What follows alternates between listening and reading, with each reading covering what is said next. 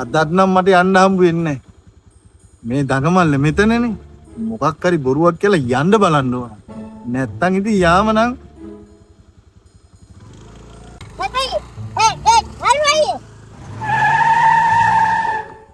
හොරාගේ යන්න නෑ ඇදුවේ. අනේ නෑ චූටි පුතේ මං ඔයාව දැක්කේ නෑ. බොරුවන් කියන්න බා අපායයි. මයි වයි මම රමුස් කියන්න. රවුමක් නම් එකන් යන්න පුළුවන් චූටි පුතේ. ඒත් රබර් එකේ යක්කු ඉන්නවනේ. කමක් නෑ. එහෙනම් නගින්නකෝ. දෙන්න රවුමක් යා.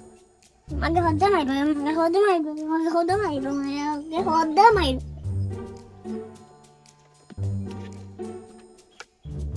හැබැයි චූටි පුතේ ඉස්සරහින් යක්කු නම් හරි වසයි ඈ. අයියා අඳුරන්නම්. නම් කොහොමද පුතේ යක්කුන් අඳුරන්නේ? යක්කු හරි වසයිනේ. මයිර අයියා යක්කුන්නේ වයද? බයනේ පුතේ යක්කු වසයිනේ ඉතින්. මන්නම් බයනේ. මයි පුතා බය නැහැ? එහෙනම් යන් ඉතින්. යා.